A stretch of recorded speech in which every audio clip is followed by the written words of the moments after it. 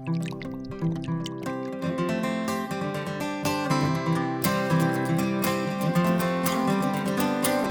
to whiskey kisses with peaty taste of sin.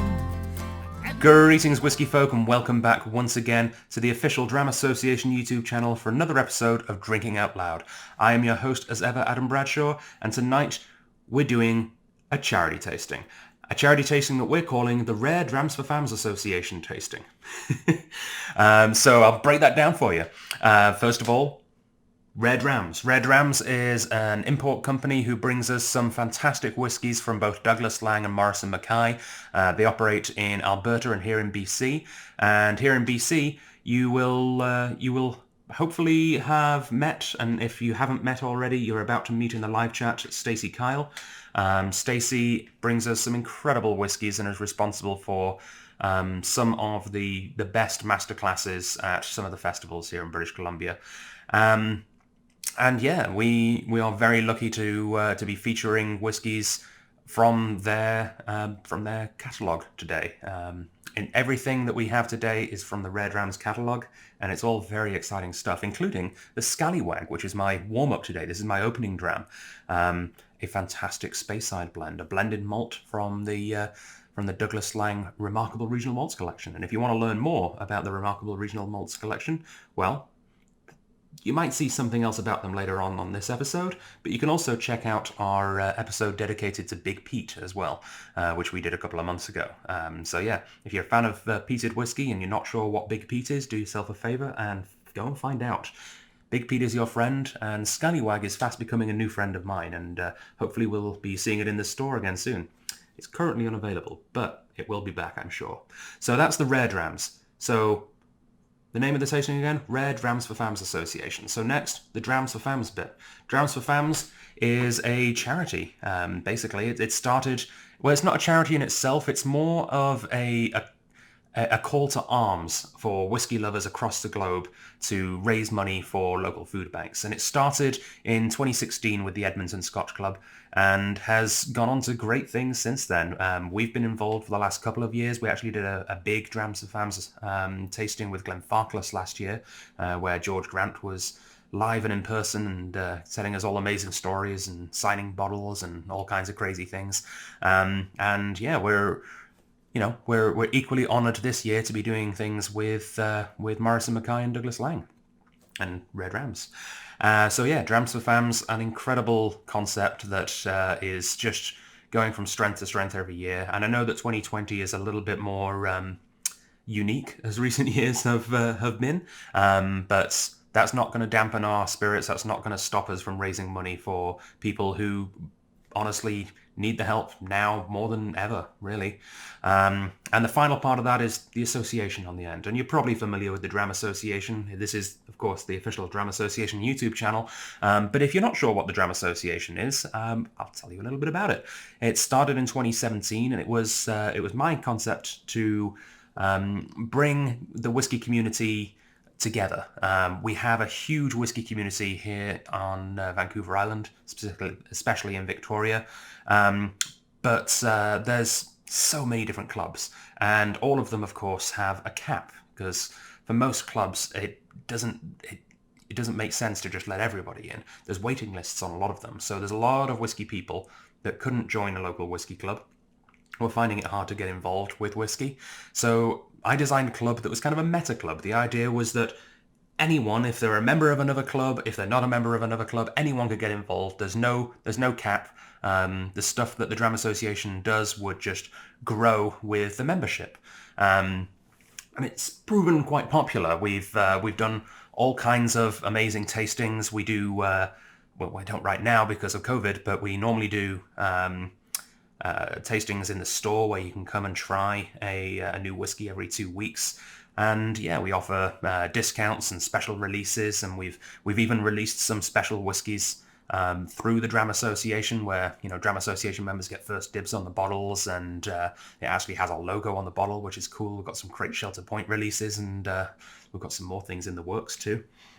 And yeah, that's kind of how the club started. And it's grown quite big. I think actually we have about 850 members right now, which is what happens when you make membership free and really easy to sign up. So if you're not a member of Dram Association yet, do yourself a favor, go to dramassociation.com and you can sign up for free right there. And yeah, we'll keep you up to date with all of our videos right now, and in the future, hopefully, all of our in-person tastings and masterclasses and all kinds of other wonderful events. So, now that's broken down the name, I'm going to drink some whiskey. Smells space ID. It does. Smells rich. It smells raisiny. It smells sherry cask. I'm not sure I've actually read the bottle on Scallywag before, so I should probably do that. It calls itself a rich blend of only fine Speyside malts matured in sherry butts and bourbon hogsheads. Well, got the sherry right, although the colour was a bit of a clue. Anticipate dark chocolate woven together with stewed fruit, spices and orange zest. Produced in small batches. Matured in sweetly spiced sherry butts and vanillaed bourbon hogsheads. Good things come in small packages. Take our Scallywag here, the latest in a long line of Lang family fox terriers. Aww. It's actually the family dog. The picture on there is not just a caricature. Or at least that seems to be what it's implying here. The cheeky wee rascal with the one remaining front tooth is as lively and full of character as they come. Named after him, this small batch release is a blend of the finest Speyside malts with a sweetly spiced warmth at its heart. Lovely. Distilled, matured, vatted and bottled in Scotland, Douglas Lang Co. in Glasgow, and 46% ABV. Yeah. A lovely sherried blended malt.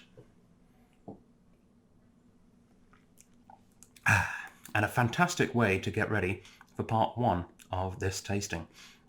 So, I mentioned this is a charity tasting. We'll get to that bit in a little while. We also have some fun new releases, and we're also going to be revisiting some old releases. And I chose Scallywag for a reason as an opening dram. I chose Scallywag because I happen to know that one of the components of it is the whiskey distilled at this next distillery that we're about to explore. And that distillery is Mortlock. A fantastic distillery, probably one of the most complicated distillation methods in all of Scotland.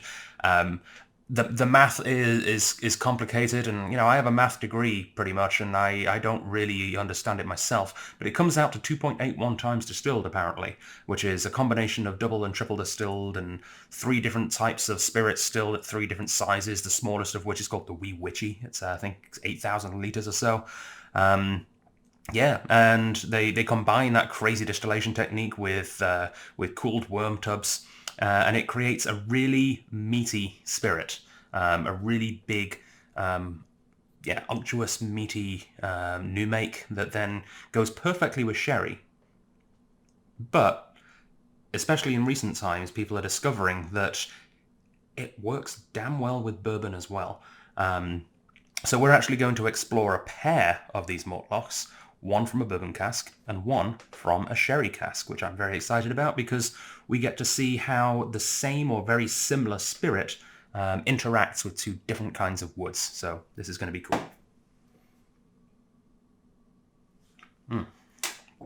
Oh, I should mention as well, if patterns are anything to go by, it's about to change ownership because it started in 1823. And then exactly 100 years later, it was sold to John Walker and Sons. And so I'm guessing in 3 years' time, it's going to get sold to another company. I don't actually think that because I think Diageo know how good Mortlock is, especially as they've just sort of rebranded and re-released a core range, which includes an incredible 16-year-old and a pretty damn good 12-year-old as well. No, I don't think it's actually going to go for sale. But, I don't know. I kind of like the fact that it's almost 200 years old. That's we should make sure we celebrate in 3 years' time. I'm hoping we'll have many things to celebrate in 3 years' time. I'm hoping the end of the COVID outbreak is, at some point between now and then. Hopefully more towards the now. But yeah, Mortlock's fast coming up to 200 years old. And let's crack open the first of our 2 Mortlocks today. Let's move the Scallywag. I'll put it down here. Nice and safe. So, this is a particularly cool bottle because it was one of the first whiskies that we did as a joint exclusive with our partners Jack's. Jack's are a chain of liquor stores, mostly spread across the mainland here in BC, but there's a couple in the North Island as well. And they're not really anywhere in the south of Vancouver Island right now, which gives us the perfect opportunity to partner with them because we're not in competition.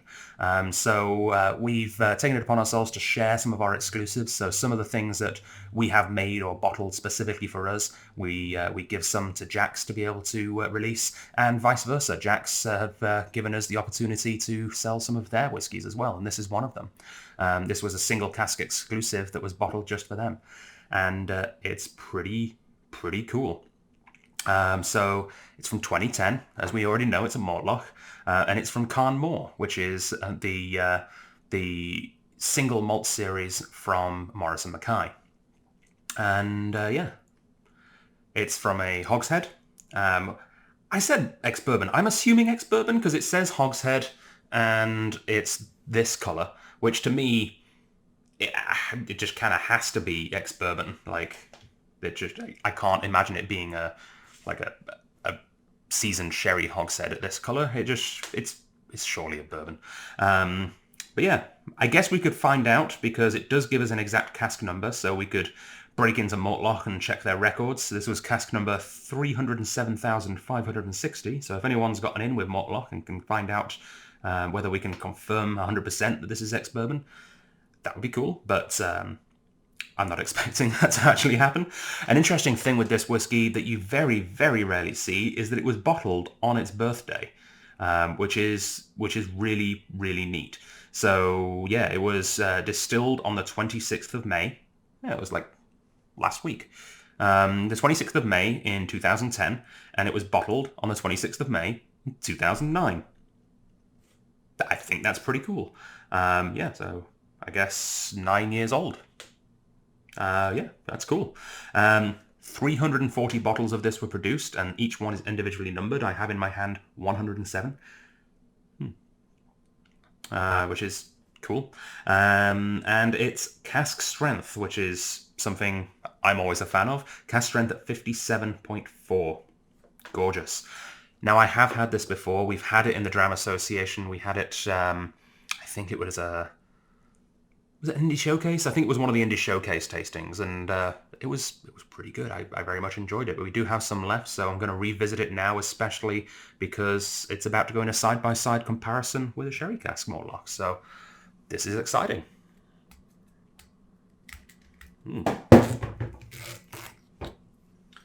Alrighty. Morrison MacKay, will you get full points for the pop and glug? It's a good pop. Not a great pop. I'm going to give it an 8. How about the glug? That's a good glug. All right. I think an 8 and a 10, so average on a 9 for the pop and glug. That's a good score. Not that it actually means anything. Cool. There is a little bit of thing on the back as well, all about Rare Drams, because of course they are the importer of this bottle. So Rare Drams.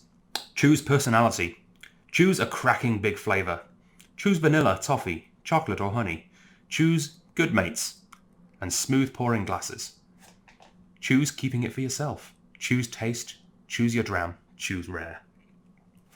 And also, the world's tiniest barcode. And I'm always surprised that this barcode actually works. Although we do have new scanners, so it might not work anymore. So, sorry, store staff, if people are buying this and you have to key it in manually every time. But yeah, adorable, tiny barcode. Yeah. Let's put her there. Yeah, that's got to be bourbon cask. From the nose, there's just so much vanilla, which, you know, bourbon cask vanilla, it's a thing. Bananas as well on the nose today. I don't know that I got that last time, but yeah, sweets. Almost like a semi-dehydrated banana. Touch of baking spice on the nose as well. It is quite lively. I'm glad I had a warm-up dram, or a couple of sips of a warm-up dram at least. This would be a little harsh to go right into without having something else before it, because it is cask strength, but I think my nose has been primed. Yeah, it's delightful.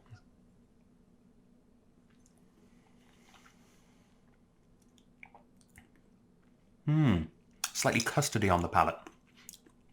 It is quite big and rich, quite oily. There's a certain viscosity going on this.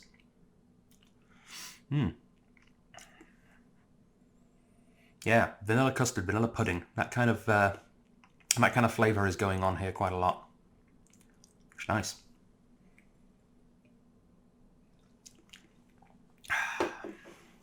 That's really nice, actually. Pears. Pears and custard. That's really good.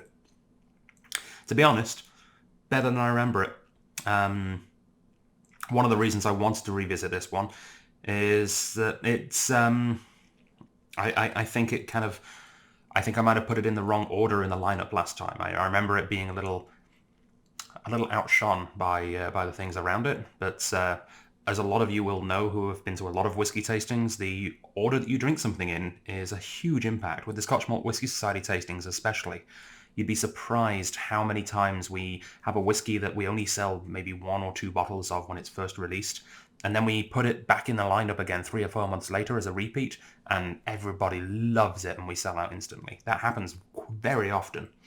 So it's amazing how much what you've had just before and what you have just after as well will impact your impression of a whiskey, which is why these kind of reviews are just snapshots. And anytime I do a review on camera or otherwise, that's really just a one-time snapshot review of that whiskey. If you want a real review, you need to wait until you've really got to know that whiskey, had it at least, half a dozen, even a dozen times to get a more well-rounded impression of it, which is what I try and do with the 3-minute thoughts, which I should really record more of those. I haven't actually done one in quite a while. I'm going to do more 3-minute thoughts. That's my new half-year's resolution, although it's not the half-year yet. It will be my new half-year's resolution, although hopefully I'll do some before then. Anyway, actually, if you want some really, really good reviews on exactly that aren't just a snapshot of a moment and, a one-time impression, check out Roy at Aquavitae. He does, I think I've probably mentioned this before, he does reviews where he's throwing away empty bottles into the recycling bin and reviewing them as he does that because he's finished the bottle and he's got to know it really well. So I really enjoy those reviews, actually. They're fantastic. But let's crack open a sherry Mortlach.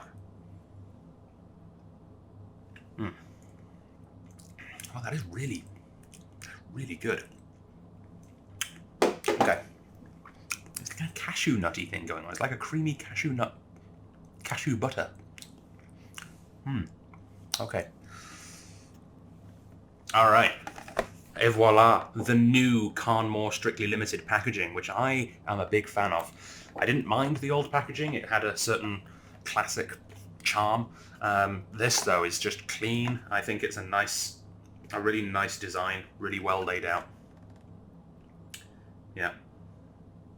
Good job, guys. And a box, keep it safe a little bit. Oh, yeah. Look at that. Look at that colour.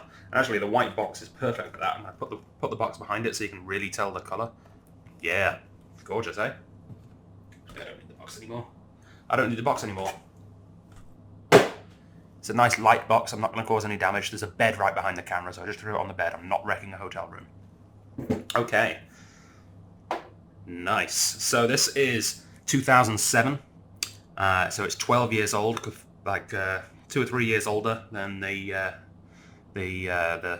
presumably bourbon counterpart, or at least not first filled, definitely.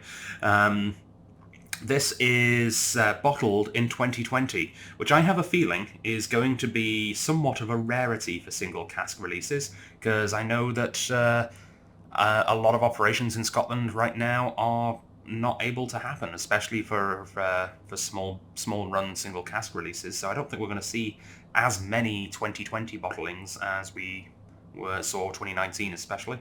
12 years old from Mortlach. It is matured in a sherry hogshead. Not finished, matured in a sherry hogshead.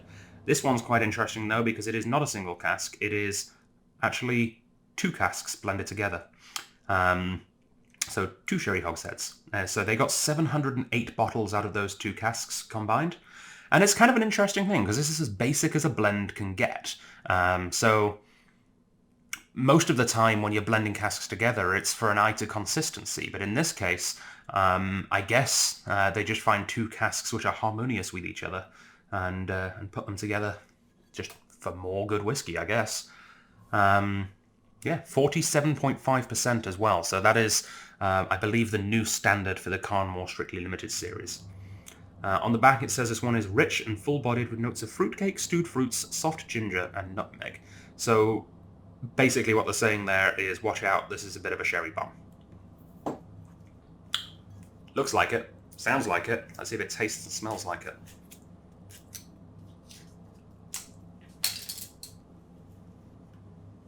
Ooh, yeah.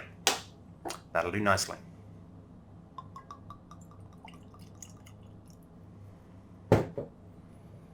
Yeah, that is a... Whoop, spilt a little.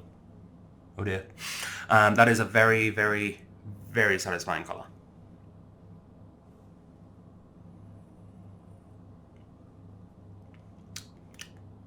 I have to admit, on first nosing, much quieter than I thought. This might not be a sherry bomb. This might be some kind of sherry grenade, something a little smaller. Let's do the old sniffing a glass of water trick, see if I can reset. Might not quite be at my best here. Oh yeah, getting a little more out of it now. It might be one of those whiskies where you can't fully smell it until you've tasted it. That does happen. It sounds weird, but that does happen.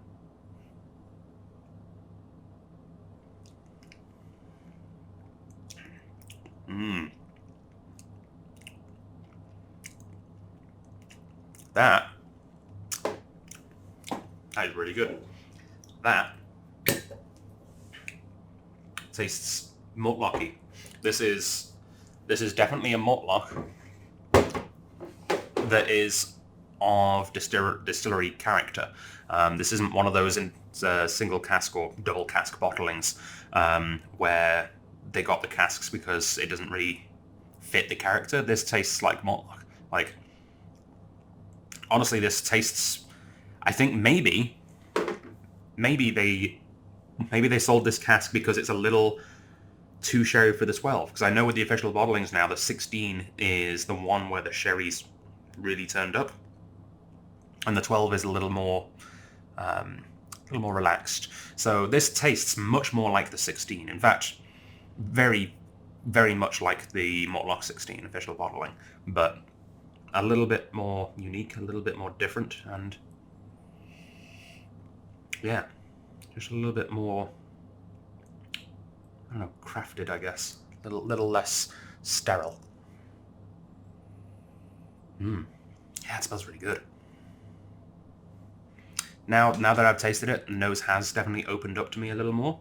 I am going to add a couple of drops of water, just to see, just to break the tension on the glass here. See if it allows me to smell it a little better.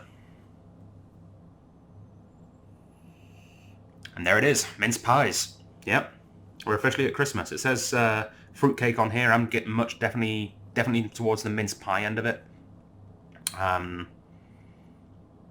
There's a little bit of pastry on there. It's a little drier, sticky, sweet stewed fruit rather than the big, moist, cakey stewed fruit.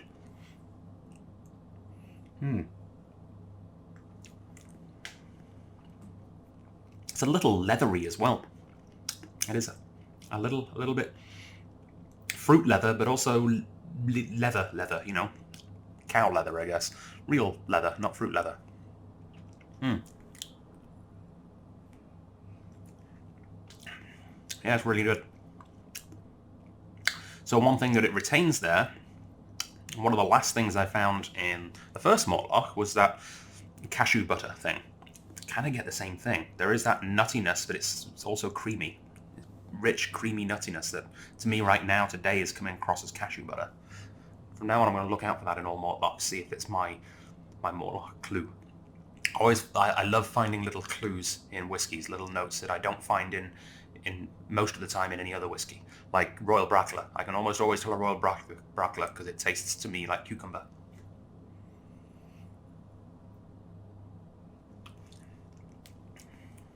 Yeah, I'm super strong getting the cashew butter on that.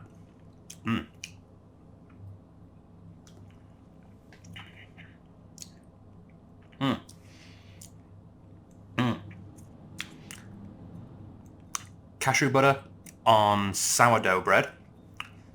Cashew butter on raisin bran. That's a really cool pairing. I have to be honest. I thought that the sherry cask was going to blow it out of the water for me, but it's, if anything, I slightly prefer the bourbon cask.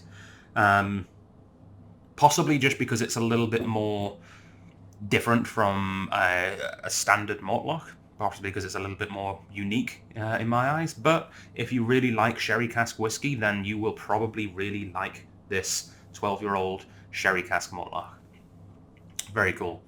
So this guy, the Carmore 2010 mortlock, has been available for some time at the Strath, and we're actually going to rewind the clock and put it back at its original Dram Association discount when it was first sampled in our club. So it's normally $164.26. We've now got it on the website for the remaining stock at $143.39. So check that one out. And the sherry cask, which we are releasing right now, we have 5 for sale, I believe, right now. We possibly have access to another 6, so if it does sell out pretty quickly and you're left disappointed, let me know and I can try and pull another 6 from the warehouse and put your name on one of them. This guy is normally $186.87 and down to $165.13, which I have to be honest is a hell of a deal for not quite a single cask, but a double cask full sherry matured mortlock. That is redonkulous. So yeah, check that one out if you're a fan of that style of whiskey. And yeah, really cool, really cool.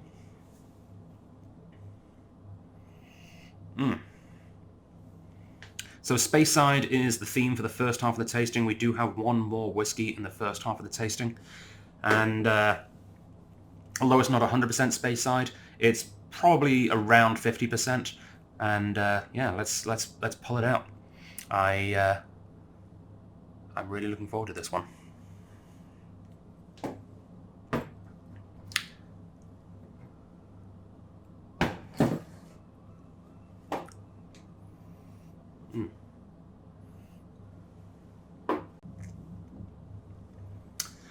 Alright, so this one is the Old Perth Victoria Whisky Festival 2020 edition. I was so proud that we were able to do this whiskey. This is cool. So I'll give you a little bit of background about Old Perth and maybe a little bit of background about the Victoria Whisky Festival for those of you who aren't in Victoria as well before I introduce this whiskey. So Old Perth was originally created in 1908, and it was originally a blend of Macallan with Highland and Islay malts, and then grain from North British. North British is a cool distillery. I could actually see it from my bedroom window when I was at university. It's down in the, I can't remember if it's Gorgie or Dalry, but that's one of those two roads down in Edinburgh. And it's a really unique distillery because it's a grain distillery, and it's owned by 2 different giant companies. It's co-owned by Diageo, who, bring you the likes of Johnny Walker and malts such as Talisker and Lagavulin and those kind of things, and also Edrington, who are the famous Grouse guys or the Highland Park Macallan guys. So they actually co-own this distillery, which is a little mind-blowing and kind of cool. It's when two companies come together, they can make great things happen. And I've always been a fan of the North British grain. I think they make a fine grain whiskey, especially when it's a little older. However, the modern incarnation of Old Perth has only been around for I'm not entirely sure, a decade or so maybe, maybe less. And it is now owned by Morrison MacKay, the name Old Perth. It doesn't have too much in common with its ancestor, I don't believe, especially as it's not just one blend, but now a whole family of different styles of blends. And we've had quite a few of them in the Dram Association, and I've been a fan of pretty much all of them. I can't actually think of any that have been disappointing. The Old Perth Peaty, I think, was not as good as I expected, but that's partially because I expected it to be a little higher proof. I think it's 43, 42 or something like that, which is still fine. But it's also pretty inexpensive. But we've had some incredible additions like the cask strength red wine finish. We've had the sherry cask strength, which we just keep getting. We just keep getting, and we just keep selling out. We just sold out again recently. I can't wait for more. Hopefully there's some more on the water at some point. It keeps scoring like well over 90 points in the Dram Association, and it's very inexpensive for what it is. It's beautiful. And then, of course, we've had what I think are still in the top 5 scoring whiskies of all time in the Dram Association. The really old stuff, the 22 and 23, I think it was, Old Perths. Both of them have very different recipes, and they were both awesome. So when Stacey and I we were sat in little jumbos talking about the potential of doing something for Victoria Whisky Festival's 15th anniversary, doing a special bottling. Old Perth came up in conversation, and my eyes lit up, and God bless her, Stacey made it happen. And this is the result. So the Victoria Whisky Festival is a 100% volunteer organised event that is just celebrated its 15th year back in January. We were lucky that we managed to have the festival before the outbreak happened. And yeah, it's one of the reasons, it's one of probably the biggest reason that Victoria has become such an incredible city for whiskey.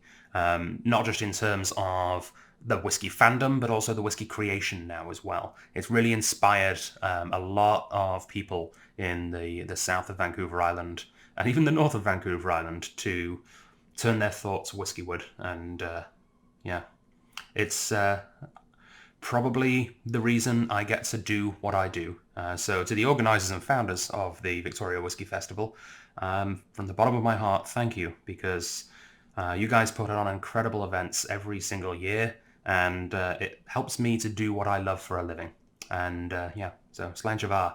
And it is with great honour that we celebrated the 15th anniversary with this bottling. So my request for Old Perth, because I knew what they're capable of, I knew the kind of whiskies they can produce. My request was that they give me a whiskey that was lightly peated, so not particularly smoky, but lightly peated to give it a bit more volume and depth and interesting flavour, but also not scare off half the population who don't like heavily peated whiskies. And also a mix of sherry and bourbon casks, because as much as I like straight sherry or straight bourbon, I like them better when they're combined. I think you get much more full flavours from the combination of casks. And that's exactly what they created for us here. This is actually a blend of 4 different malt whiskies. It's a blended malt. It's not a blend. There's no grain in here whatsoever. And it's super cool. So one of the distilleries does not allow us to let you know what they are. They won't let us name them, but they will let us refer to them. They're very humble. They like us to refer to them as Speyside's finest. And we are allowed to say that they specialise and almost exclusively mature in Oloroso casks. So that might give you an idea who Speyside's finest are. And the other distilleries, we have Laphroaig, we have Blair Athol, and we have Kalila.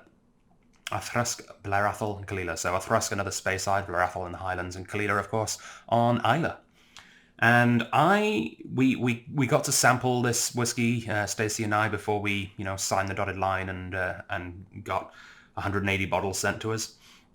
And yeah, I really enjoyed it. I got some of the festival organisers to sample it as well. I even sent some off to Mark Gillespie over at Whisky Cast to get his opinion. And yeah, we went ahead with it and we released it. It did naturally change a little bit. The vatting evolved in between us sampling it and it being bottled. And what came out was quite a surprise to me, and it did take me aback a little. But I've grown to really, really love it, especially as with Dave Broom's help, I've managed to figure out a little bit of why it might be happening. I say Dave Broom's help. Dave's probably not tried this whiskey, but I'm a big fan of his books and I'm a big fan of his writing on various blogs and websites, and he has helped me discover a little bit of where this flavor's come from. Because this, when you smell it, especially when it's first opened, which this one isn't. This is actually my personal bottle, which I've let have a bit of headroom for a couple of months now, and it's amazing how much more mellow it is, and it's really. I would say if you get a bottle of this, do that. Try it. Try a couple of drams, and then just put it on your shelf for a couple of months and leave it, because I would say this is a good 30-40% better now than it was when I first opened it. Not that I didn't like it when I first opened it, but I think it's definitely improved with a little bit of headspace and a little bit of oxidation. So it smells like gin, which is weird for a whiskey, because whiskey doesn't usually smell like gin. And it confused me, and even Lawrence Graham was like, I think they screwed up. I think they put gin on the bottling line right before they put whiskey in, which, I mean, hopefully they clean the bottling line between uses, so that wouldn't make sense. But also, these guys don't make a gin, so like that would be confusing as well. So we were all scratching our heads a little bit to figure out where this note was coming from. Was it just random fluke? Was it? And some people absolutely loved it. Some people who'd already pre-ordered it, tried it, found that gin note, and bought more. And I presented it up at Comox Whiskey Festival, and people there loved it. I've presented it at a couple of private whiskey tastings, and people really, really dig this really unique whiskey. And I say, thanks to Dave Broom's help, I think I've narrowed down why. So the mystery whiskey aside, I'm not entirely sure what they usually bring to the table, but some of the more common tasting notes of these whiskies that went into this blend have gin-like tasting notes. So a Thrusk, for example, often has this lemony herbal coriander thing going on.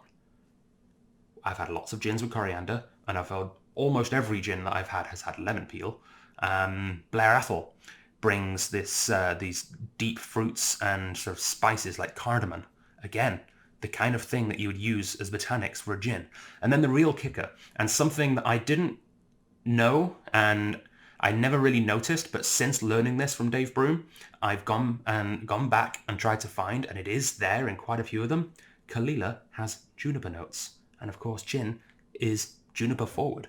So I think we got a cask of particularly juniper Kalila, which mixed with the lemony Thrusk and the spicy Blair Athol, happens to have melded those whiskies together to create something that reminds us, and I say us, myself and probably about 75% of the people that knows and taste this whiskey, a little bit of gin. And I think that's really freaking cool. I mean, I like gin, as you'll probably find out in our next video, which is Malternatives. There might be a gin in the mix. And yeah, I think it's really neat. So I'm gonna revisit the old Perth right now. I should have mentioned as well, Mark Gillespie, he did try the full bottled version as well as the sample, and he scored this on his website 93 points, which, you know, different people's scoring is in different ways. You know, for some people a 93 equates to an 85 for others, and vice versa. Some people's 93s equate to a 97 for others. But to put that into perspective, a couple of other whiskies that Mark Gillespie has given 93 points to include a 1970 single cask Ben Nevis and the 32-year-old official bottling Port Ellen. Nice. It was bottled at 50% alcohol, which I think is fluke. I'm pretty sure they weren't trying for exactly 50%, because the sample that we got was like 50.7. So I think it just lost that 0.7 in the time it took us to say yes, which is kind of neat.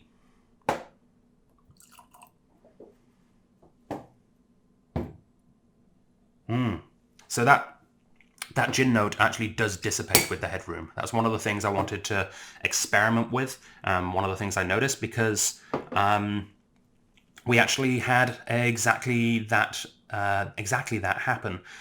There was a special dinner that happened after the festival, and they let the whiskies breathe for much longer than I had had the opportunity to try this whiskey at before. It was breathing for a couple of hours or so, and it was nowhere near as ginny.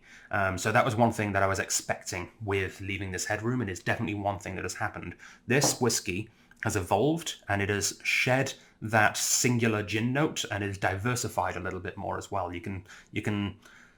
I mean, the gin, like I said, it's those coming together of certain flavors that will remind you of gin. There's no actual gin, and there's no juniper in here. But the flavors have kind of separated back out again. They've come apart. They're still there, but they're less focused.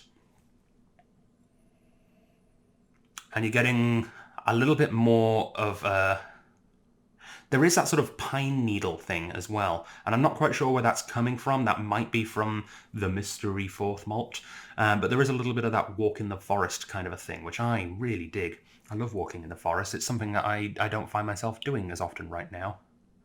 I'd love to go for a walk in the forest. They're too crowded. I need to find a forest where you don't have to walk on the path and you can just wander around in the pine trees. That'd be nice. There's got to be somewhere around here that can do that. If anyone knows of any secret forest spots where I can go wander around, let me know. It's a little bit sweeter on the nose this time around as well. A little bit more of the sherry influence coming through now that it's opened up. As you can probably tell, this is a natural colour. I think it's probably around equal weighting of sherry and bourbon cask. It's hard to say. We didn't get the official breakdown. I did say that it'd be cool if it was, majoritively around 15 years old, but they wouldn't tell me the actual full age of all of the casks. They did tell me the Kalila, which should have written down in my notes, but I think it was from 2006, the Kalila, which is kind of cool. I can let you know in the show notes or in the live chat if that was the case. But yeah,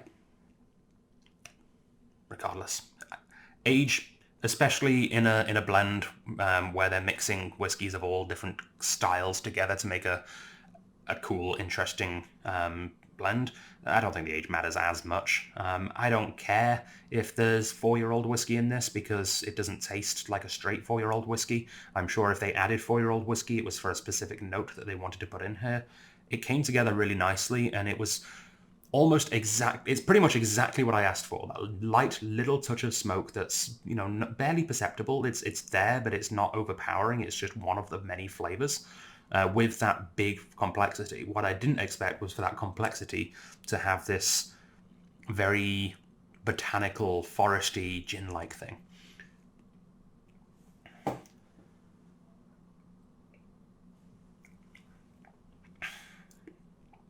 Oh man.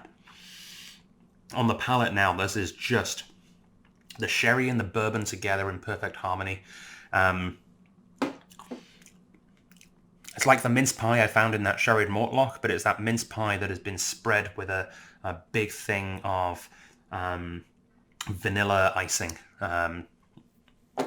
It's fudgy. Yeah, it's like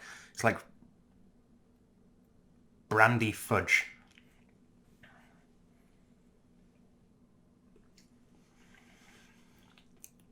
Speaking of brandy, there is a touch of that Armagnac flavor profile in this one as well, with that smoke, that blink and you miss it, but then you find it and it's just really like a low level, almost like a misting of smoke.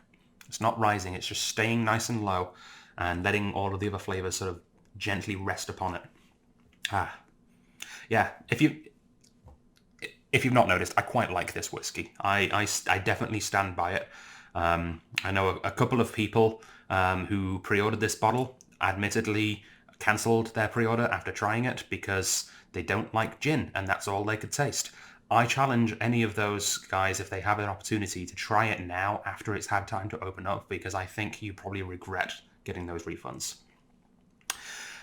So here's where I let you know some industry secret here. So we got 180 bottles of this. We've sold approximately about 120 of them. And that's about what we expected. That's about where we expected to be after the festival. And we knew that would be okay because we had to get 180. We couldn't get less than that. And we knew that's a bit of a stretch for this kind of whiskey, something that a lot of people, it's a blended malt. A lot of people haven't been educated as to how good blended malts can be. And it's not a particularly recognizable name. It's a name that I want to be more recognizable. It's a name that I'm proud to show people. But yeah, 180 bottles is quite a lot for us. But what we thought was, well, we'd sell about a third at pre-order, which we sold slightly more than a third. We'd sell a third at the festival, which we sold slightly less, but that's fine. And we would sell about a third in the spring and the summer to tourists. Hey, guess what? COVID happened, and we don't have any tourists. So, what do we do now? We still have about 60 bottles of this whiskey left, and we would like to share it with our locals. And we know a lot of you have already had the opportunity to get this. We know a lot of you have already got a bottle of this. Some of you may have missed it and are just going, oh wow, I didn't even know that was a thing. I should definitely get one. And you definitely should.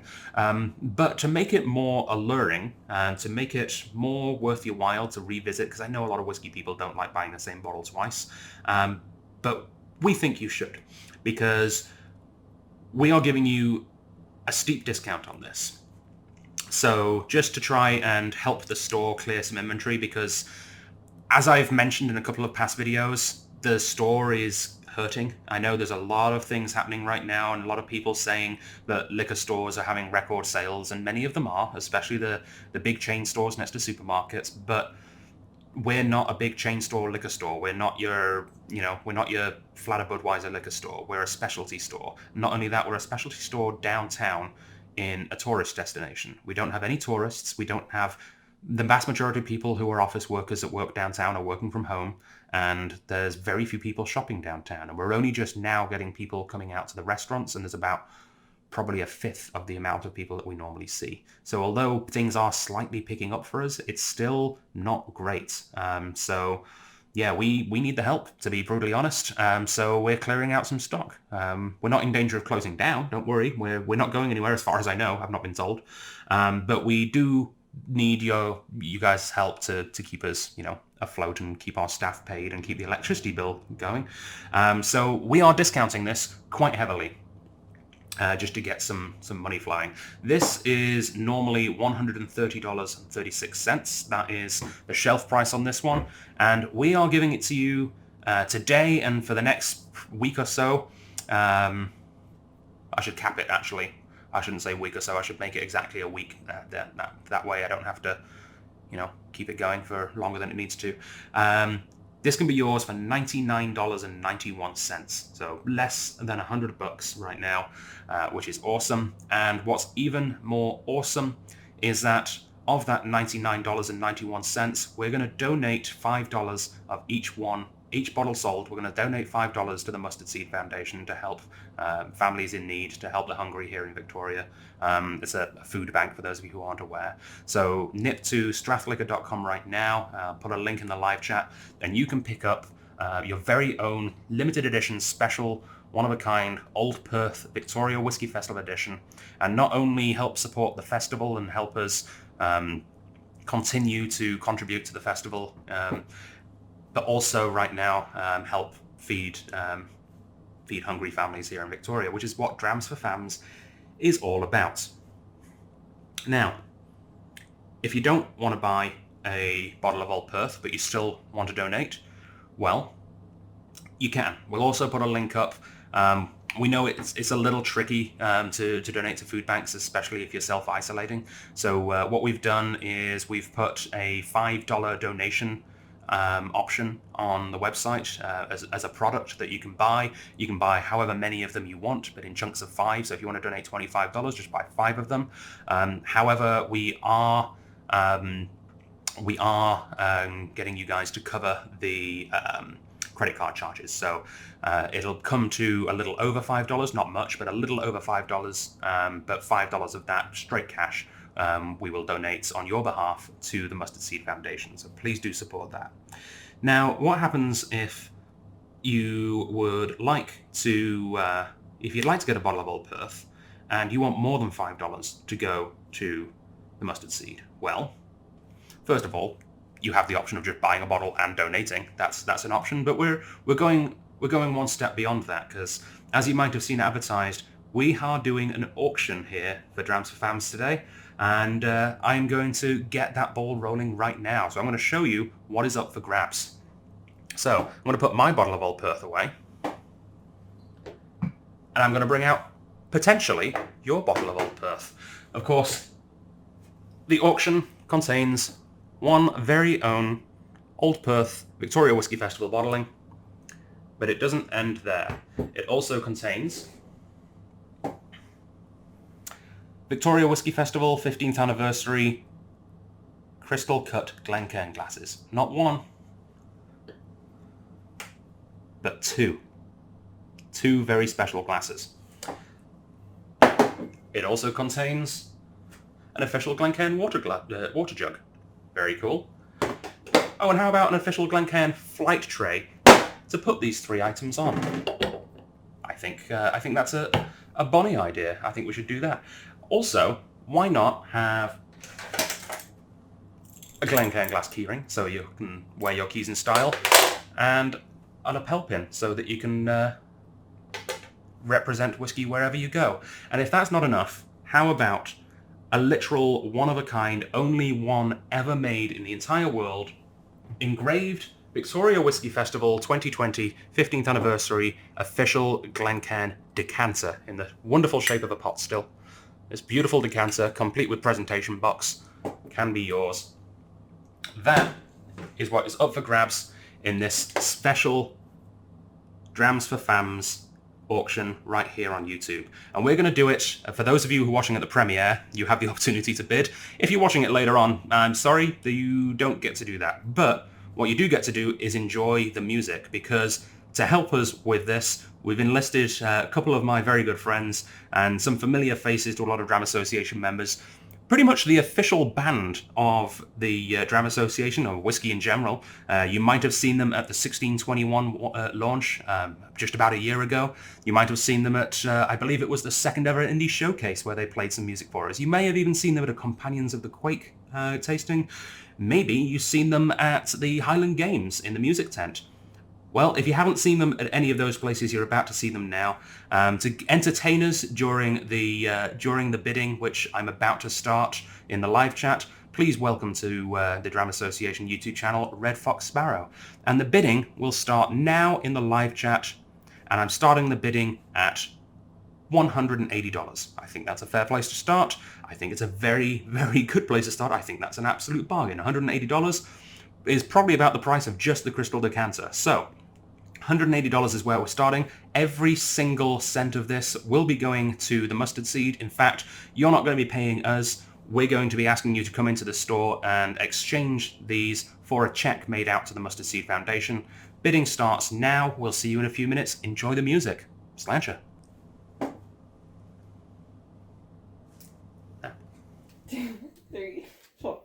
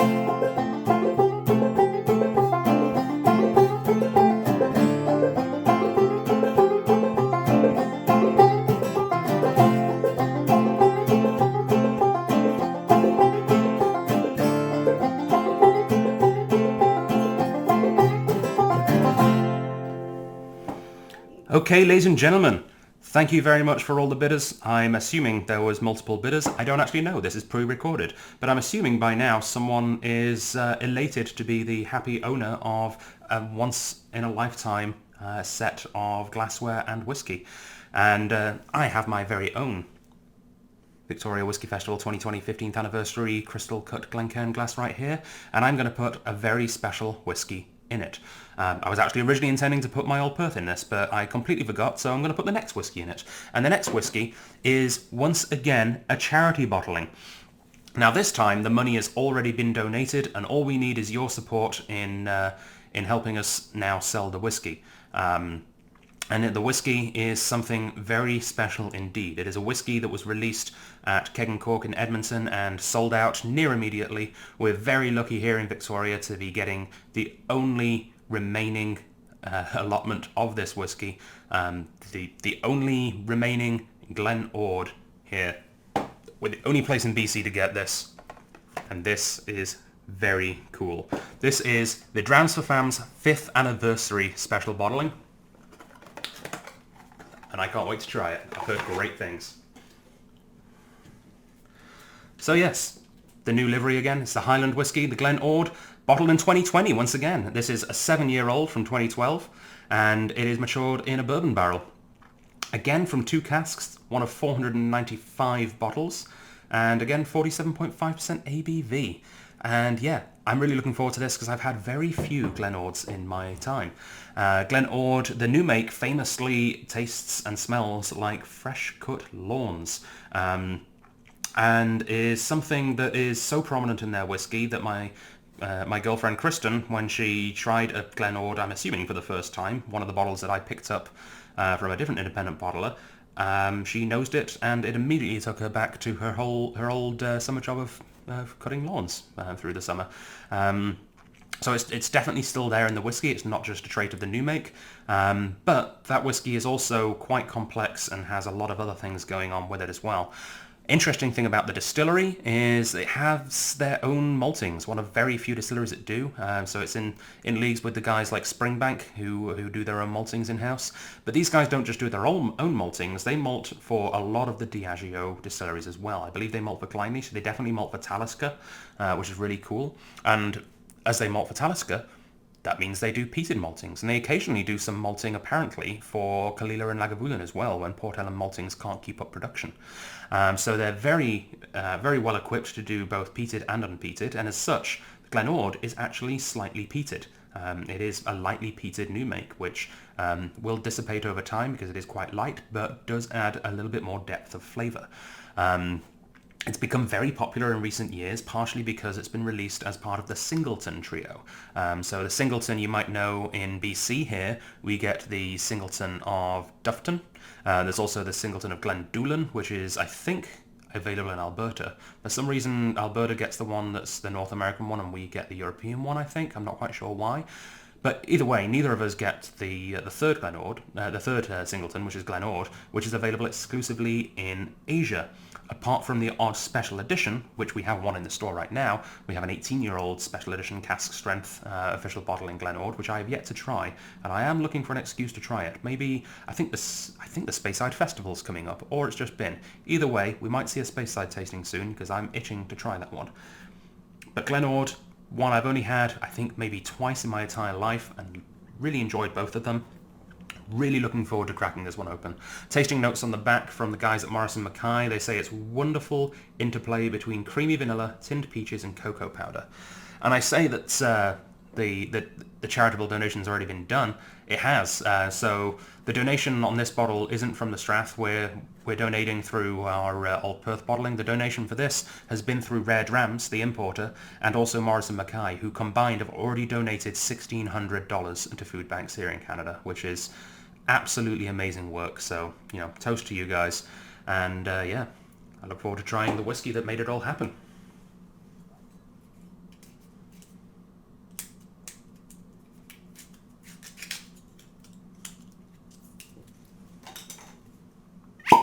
Ooh, that is a good pop.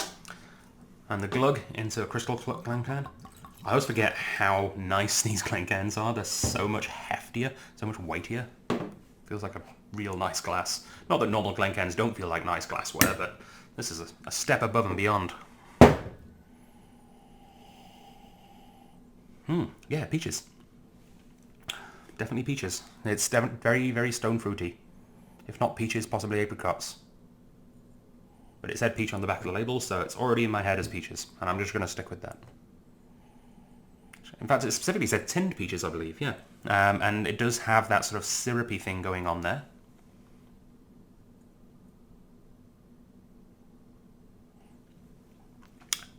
That's an interesting note. That's unexpected. Not something I would normally think to put with peaches, but I'm sure a mad chef somewhere has done it, and I'm sure it's very nice. Basil, or basil, depending on your accent, I guess. Basil and peaches.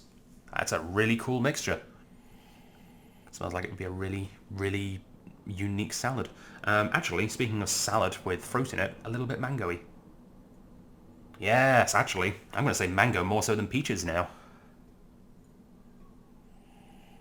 Really nice fresh stone fruit. That's excellent.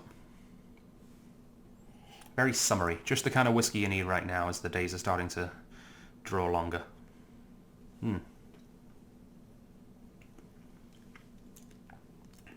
Oh yeah. Oh. There is. A really nice malty base on that is ever so slightly smoky.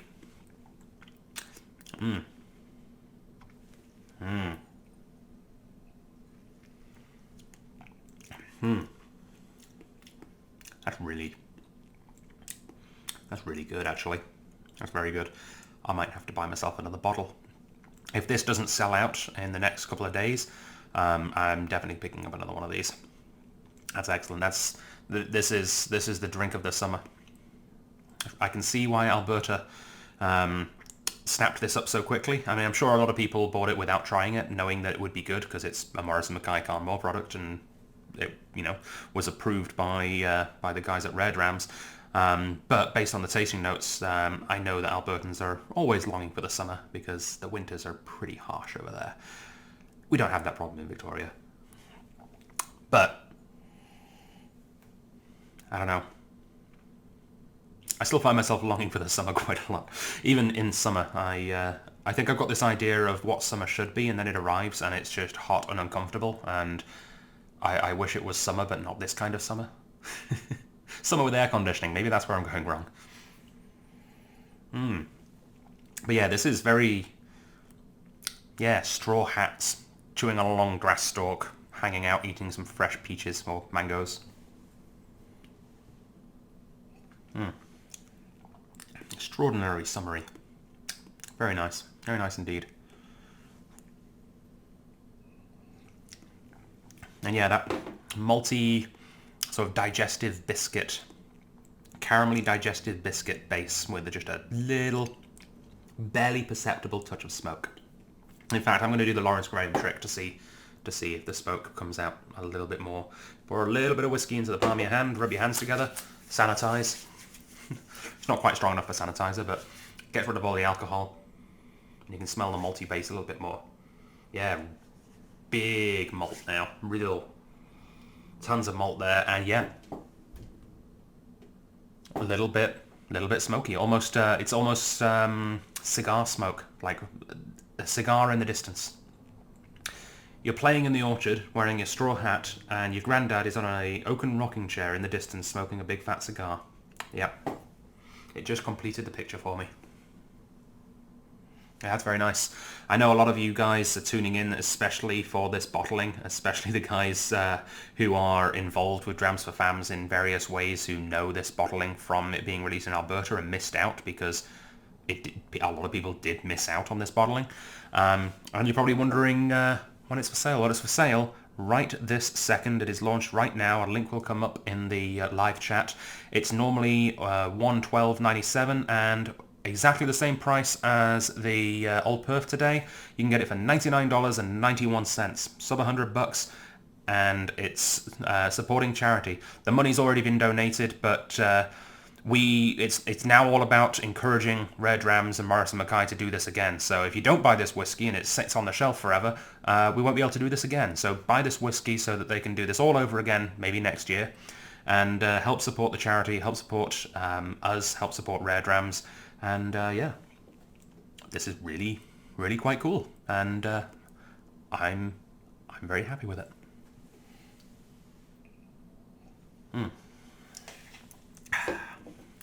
Yeah, that's bloody excellent. All right, so the next whiskey we're going to have is sticking with this new Highland theme for the second half of this tasting, and that is Douglas Lang's remarkable regional malt for the Highlands. But this isn't just any Timorous Beastie. This is a special edition Timorous Beastie, which I am so excited to try, and I know a lot of other people are as well. This is a shiny golden blue version. The 2019 release of the 25-year-old Timorous Beastie. Oh, she's pretty. Alrighty, so let's read the bottle a little, see what we've got here. It's one of 1,600 bottles, so not many made available. Very few came over to Canada. 46.8% alcohol. Timorous Beastie 25-year-old wholeheartedly encapsulates the essence of the Highlands in a limited edition marriage of some of our finest mature malts. The original Timorous Beastie, a timid little field mouse, was immortalised in Robert Burns' famous poem To a Mouse, echoing the humour of Scotland's most revered poet. This Timorous Beastie special bottling is most certainly not for the faint-hearted. Characterised by honeyed Highland heritage, Timorous Beastie 25-year-old boasts a burst of vanilla on the nose, with damp oak, tangy marmalade and barley. The palate is buttery and mouth-coating with ginger, brown sugar and creamy cereal. Oh man, that sounds really good. The finish lingers long with a home baking quality, gentle spice, honeycomb and more vanilla sweetness. By bottling at a higher strength and refusing to chill filter or add colouring, the Douglas Lang family steadfastly honours its founder's commitment to Scotch whisky as natural as it gets. Signed by Fred Lang, the chairman, and Cara Lang, the director of whisky. And it does that thing which I always get confused by. It then has the Facebook logo, the Twitter logo, and the Instagram logo. But it's a real physical object. I can't click on those. They're not links. They don't send me anywhere. And what's more, they don't actually say like what the Facebook tag is or anything. I guess you just got to search Douglas Lang and hope for the best. But they are on Facebook, Twitter, and Instagram. And if I've thought ahead enough, maybe I will put those links in the live chat. Shiny golden lid. Love it. Okay. And that is what it looks like. I haven't seen it yet. Looked like a postage stamp. As does the regular Timorous Beastie, I believe. Yep, that's pretty much the same information as was on the tube, which means that I may as well crack it open. So the regular Timorous Beastie contains, of course, only Highland malts, but it does mention a couple of the Highland malts that it does contain, and they include Dalmore, Glengoyne and Glengarry. You probably know how much I love Glengarry. And yeah, they are three fantastic malts. I have no idea if they appear again in the 25-year-old, but I'd hazard a guess that at least two of the three probably do, as they're the ones that they use for the regular. A little quiet, little mousy, but the glug might make up for it, and if that doesn't, I'm sure the nose and the flavour will. Alrighty. Ooh, yeah, that's a good plug. Just gonna dive right in there. Barley sugars right on the nose. Sweet, sweet barley sugars. Yep. Yep, that is vanilla, that is barley sugars, that is, what else is there? Orange rind, yep. Sweetgrass.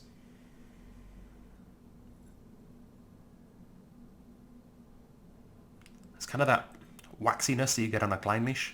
That's a Highland, could have Clynelish in it.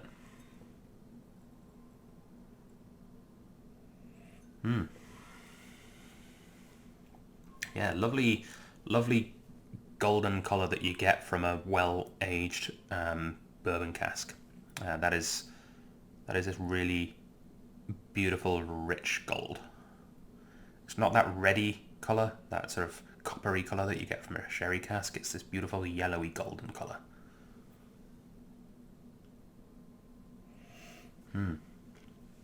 Heathery almost on the nose.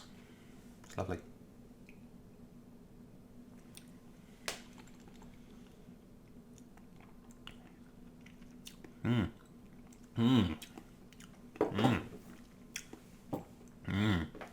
Lemon oil, like polishing lemon oil.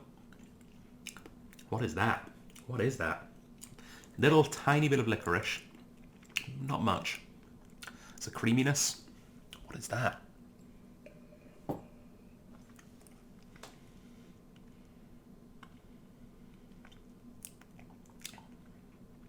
I can't quite figure that out. It's like a Werther's original, but fruity. There's something I recognise in that, but I can't for the life of me quite put a finger on it. I'll get there. Apple butter, maybe? Apple... Yeah, I mean, apple butter's there. I don't think that's the thing I don't think that there's... You know, sometimes when when a word that you've forgotten is on the tip of your tongue, and it's like the taste that I've forgotten is on the tip of my tongue. It's deep embedded in my head somewhere, and I can't quite grasp at it.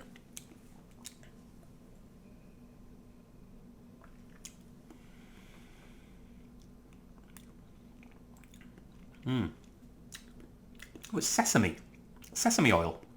I'm getting a little creamy sesame oil thing going on there, like a sesame snap, but and butter. It's sesame butter. I don't know if that exists. Sounds great. Yeah, it's like a sesame butter. Actually, that sounds really great. That sounds like it would be delicious on toast. And a touch of cinnamon as well.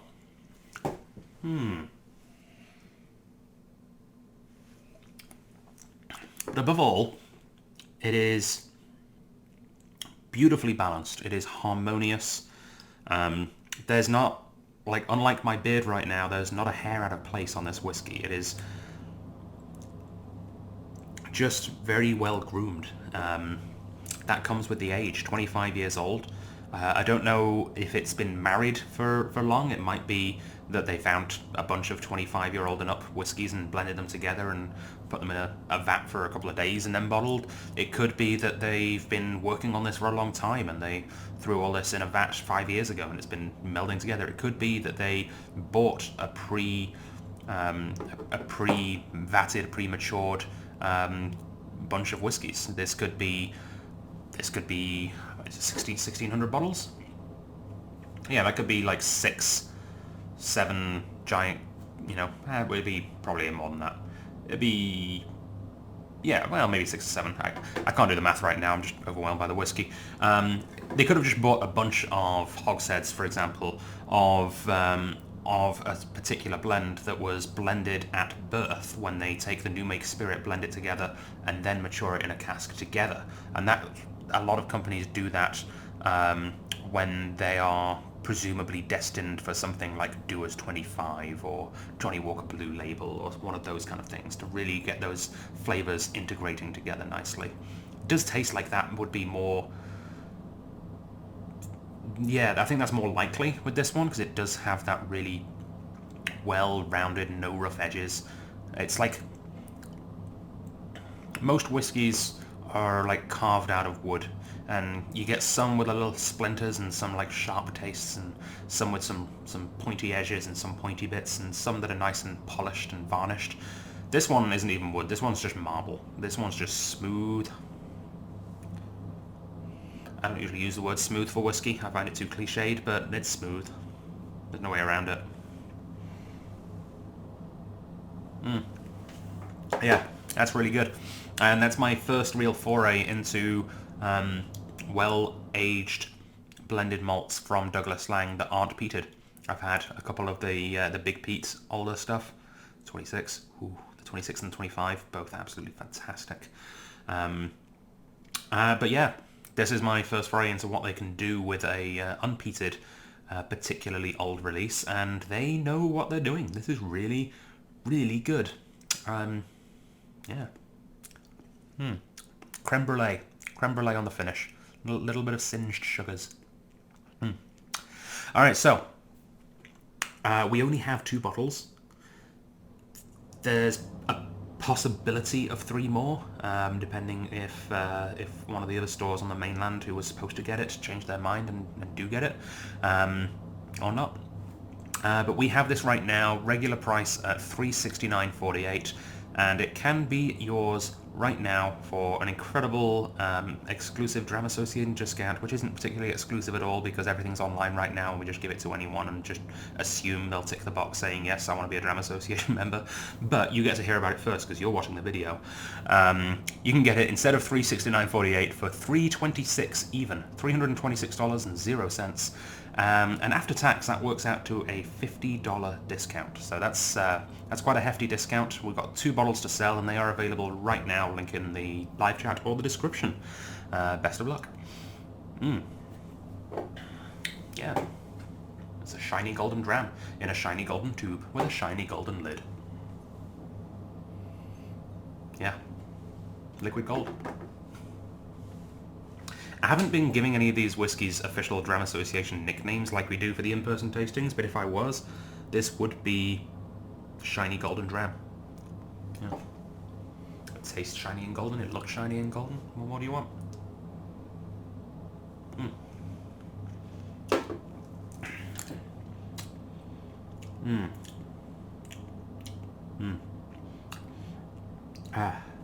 Now, I'm going to borrow a phrase now.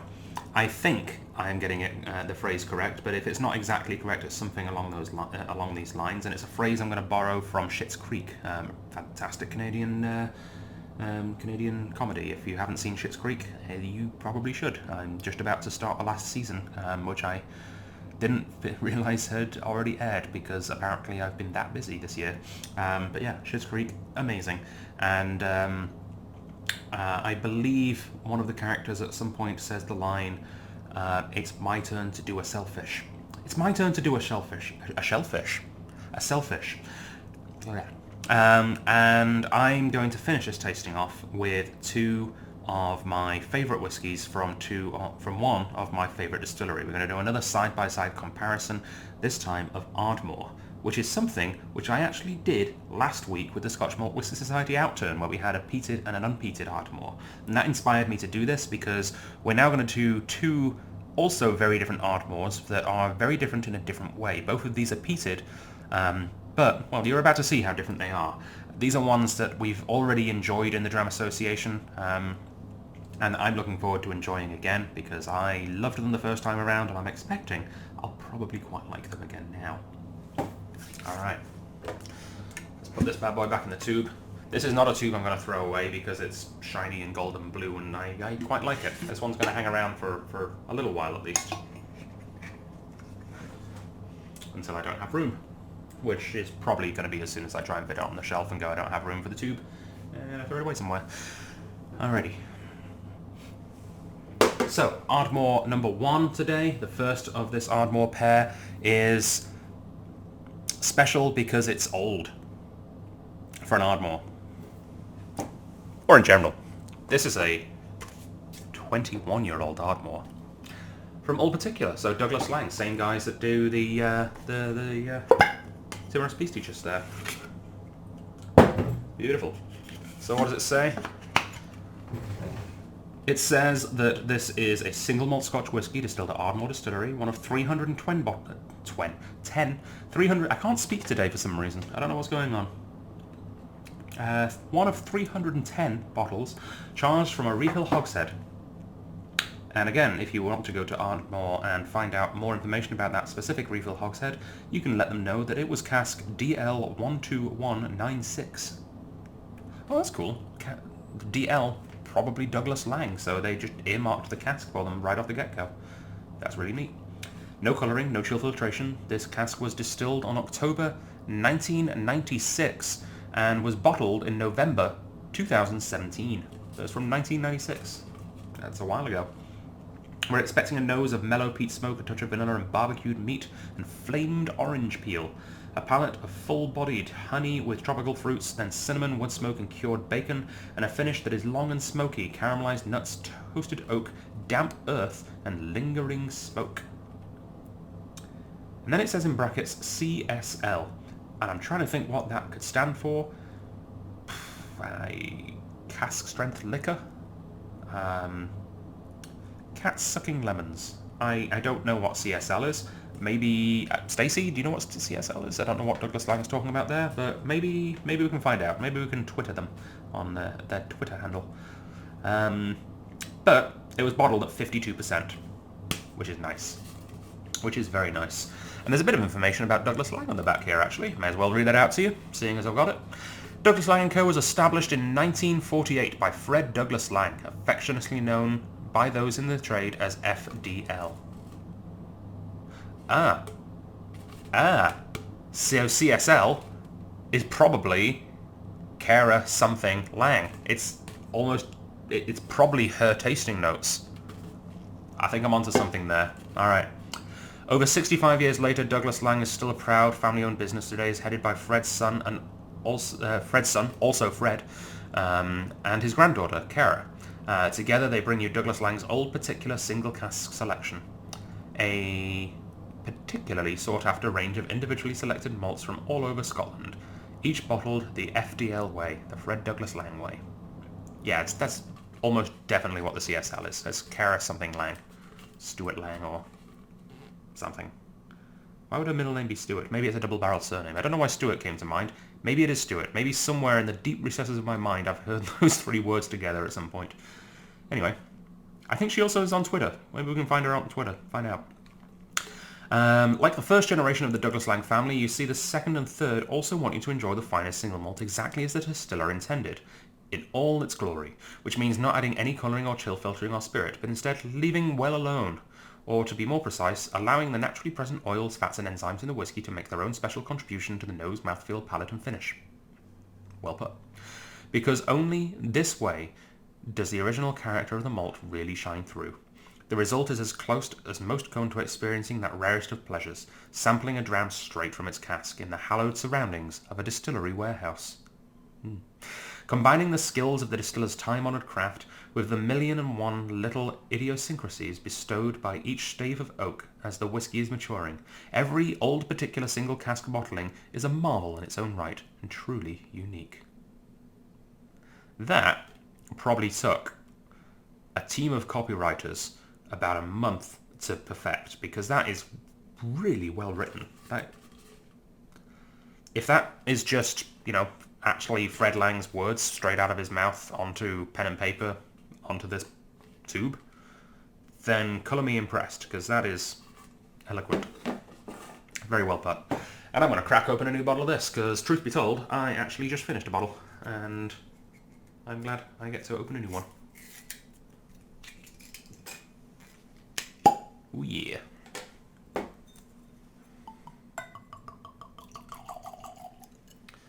I felt like a really long glug for such a small amount of whiskey. Had a lot of people commenting recently that they think my pours are too small.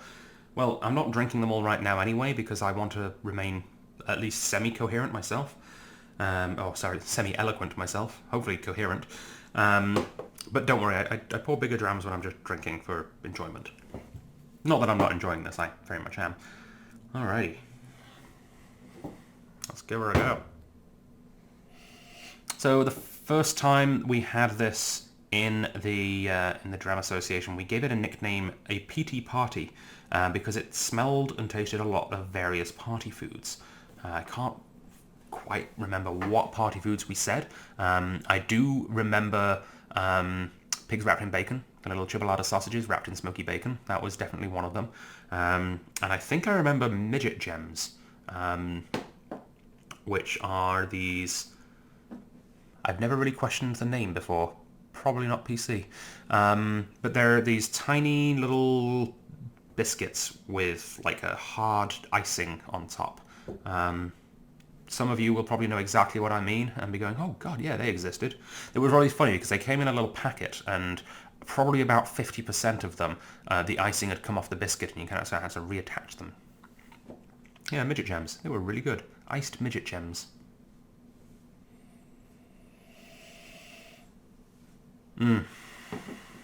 Yeah. God, I really, really like Ardmore. And the reason I like Ardmore, in case you haven't heard me preach about Ardmore in the past, is, I mean, although I did just learn that I really like unpeated Ardmore as well, but what I like about Ardmore is the fact that whilst peated, and whilst it doesn't pull any punches with the peat, there's a big rich peat flavour in an Ardmore, it's very well integrated with all the other flavours. It doesn't feel like it's pulling a solo, it sounds like it's part of an orchestra. And I really, really enjoy that in a whiskey, and Ardmore has that in spades. It's also got this really nice, rustic, handmade almost feel to it, which potentially comes from the fact that this whiskey would have actually been made in a coal-fired still, one of the last whiskies to do so, probably the only whiskey in our liquor store, actually. Probably the only whiskey in our entire liquor store that is made in a coal-fired still. Glendronach, I think it was, carried on that for a year or two after Ardmore stopped using a coal-fired still, because they were told to. And I think the only distillery in the world right now that still uses a coal-fired still is Yoichi in Hokkaido, Japan, part of the Nika malts. But what happened with Ardmore is when they were told to stop using a coal-fired still for environmental reasons, they went to great lengths to create a special heating system for their still, which had like a randomizer underneath it to imitate random hotspots to create the same effect as the coal-fired still. So although the newer, younger Ardmores don't have the coal-fired still, they still have some of the same effect as if they did, which is cool.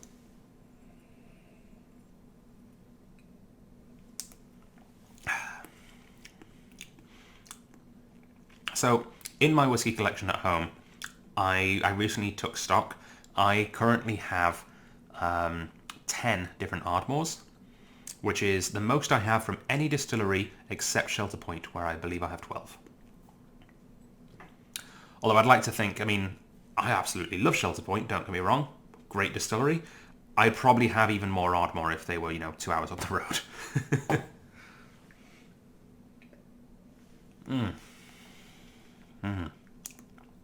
Yeah, there is that smoky bacon on this. It tastes old. Again, the flavours have mellowed and matured. It has this lovely oakiness. It's like a well-polished mantelpiece over a sooty fire.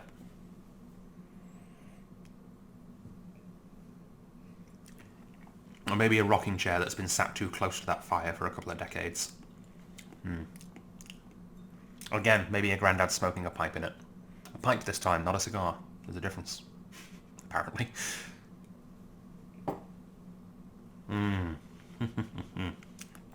Love me an Ardmore. I'm glad I'm glad I took a selfish on this one and decided to add Whisk one to the mix. Love it. And it's going to be really interesting to compare it to the next Ardmore, because this next Ardmore is another one from Rare Drams, back to Morrison MacKay this time, and from memory I believe this is the very first full cask that Rare Drams purchased from Morrison MacKay, the first time they got an entire cask of whiskey and brought it to Canada as an exclusive. And I love this one from story, I love this one from taste, I love this one from value. One of the things I love about this one is the fact that it combines one of my current favourite whiskies with one of the whiskies that got me into whiskey, and actually the whiskey that got my girlfriend Kristen into whiskey as well.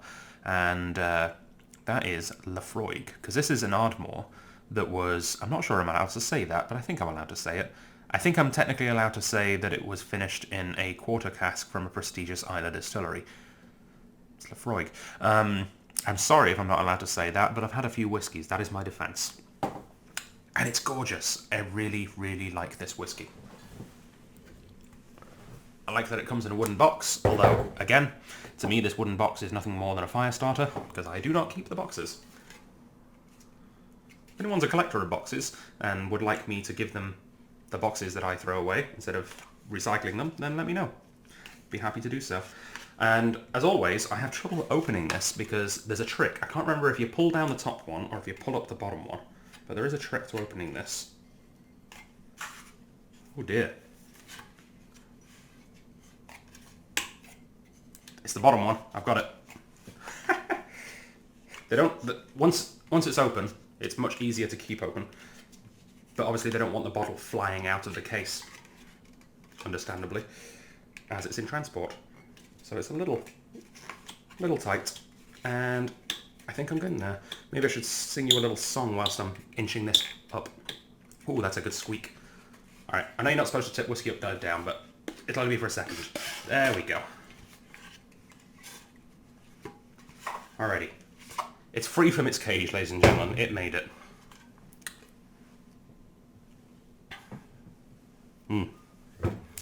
So again, that Carnmore cask strength specialty label that we saw with the Jack's Mortlock. 2008 single malt Scotch whisky distilled at Ardmore Distillery. Single cask Rare Drams exclusive from a bourbon barrel. And the number 702,428. Distillation date 1906-2008. Bottled on the 1st of November 2018. This is bottle number 121 of 254 at 57% ABV. And you know, it's kind of funny because I definitely remember that this was in an ex-Laphroaig quarter cask, but it doesn't actually say anything about it on the label. And I'm really hoping that my memory is correct and I'm not just having a massive sort of brain fart right now, because I don't want to have to reshoot this entire video. Well, I guess I could probably cut this segment in. Anyway, pretty sure this is from an ex-Laphroaig quarter cask. I'll do my homework and confirm in the live chat. I'm almost positive that that's the case. But it doesn't actually say on the label, which is interesting, to say the least.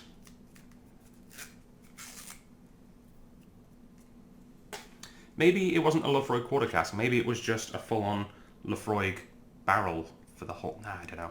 There was something about Laphroaig. Yeah, that was nice. Either way, I know this is a damn sight peatier than the last one. Partially because it's cask strength, partially because it's younger.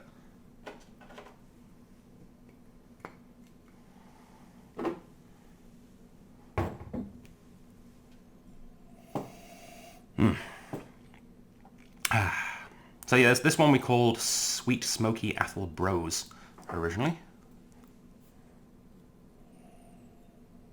And we on purpose misspelt smoky with an E because we're actually referencing not only smoke, but Smokey the Bear, because it did have a forest-like nose to it, which I'm remembering right now. That's really cool.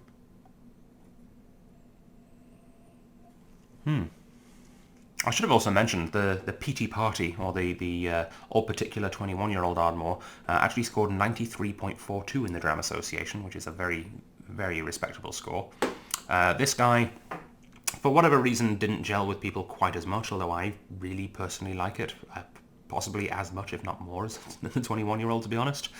This one scored 90.17, which is a good score, but I think it should have, personally, I scored it higher than that, personally. But then again, I am a Ardmore fiend.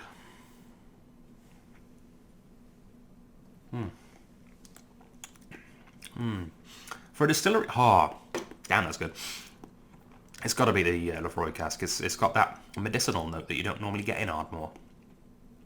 Yeah, a little touch of iodine. For a distillery that was specifically created to produce whiskey for a blend, it's so flavorful and unique. And actually that makes sense, because if it was specifically created for a specific blend and they knew what flavors they wanted from that blend, why wouldn't you just really ramp up those flavors that you want so you don't have to add as much of it to your blend?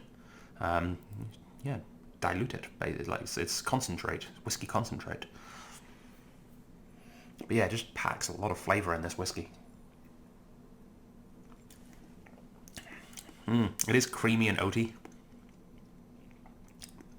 Like a smoked porridge, which I think... Oh, I've got some cork in the glass. Smoked porridge was actually a name, I believe, of an Ardmore in the Scotch Malt Whisky Society. Which is neat. And I've just noticed, and this is going to bug me every time I use this glass now, the Strath logo is slightly crooked on this glass. I'll just throw it away. I've got hundreds. No, that's very good. It's very good. It's young, but it's got a lot of oak influence on it. As you can tell, the colour is actually almost exactly the same between, despite this being 21 years old and this being, what, 10? Yeah, 10 years old. That's bizarre to me to have almost exactly the same colour for double the age. But a more active cask on the 10-year-old. If this exact whiskey had been aged for another 11 years, it would be a hell of a lot darker than this one. And that explains how it's managed to retain such a crazy, strong spirit influence, but also take on a lot of flavour from the wood. That only really happens with a young, more active cask whiskey.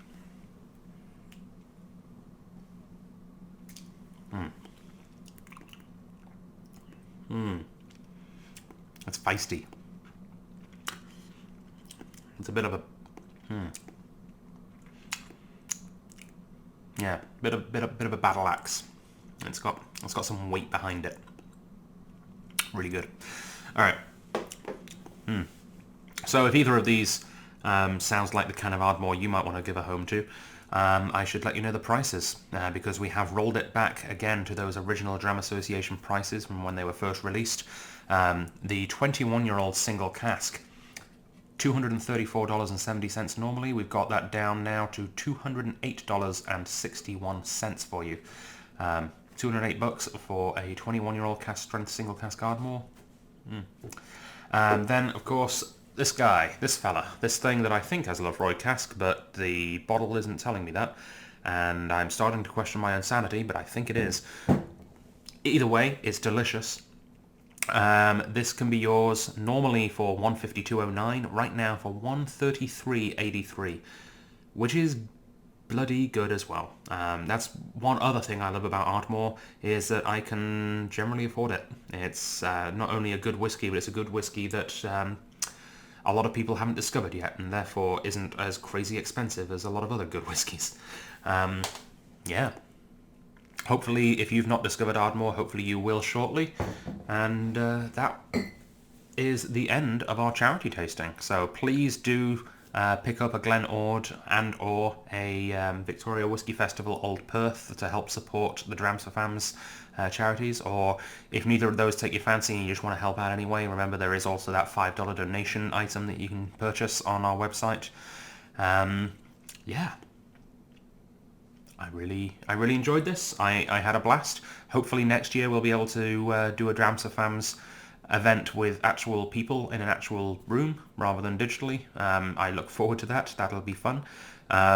We will definitely be doing more Drams For Fams things throughout the year. It's a great way to support local charities and also enjoy and discover some fantastic whiskies. Thank you all for joining me once again, and join me again in a few days as we discover not whiskey, but some malternatives. We've got a tasting all about some alternatives to malt for folks that normally drink malt, but might want to branch out and try something new for a change, which is always a good idea. It's always good to try new things, and I'm going to be taking on that personally and trying some things I've never tried before. It's going to be cool. In fact, I know it's going to be cool because I actually recorded that one before this one for some reason. I got muddled up. So I've already done that one, and it's cool. I tried Calvados. Apparently I really like Calvados. I didn't like it in the video as much as I like it now, but after trying it again, it's really cool. It's like cider, but a spirit. It's neat. Anyway, I'm going to toast you with water because I'm feeling a little dehydrated. Slanchivar, stay well, thank you for joining us, and I'll see you on Friday for another Drinking Out Loud.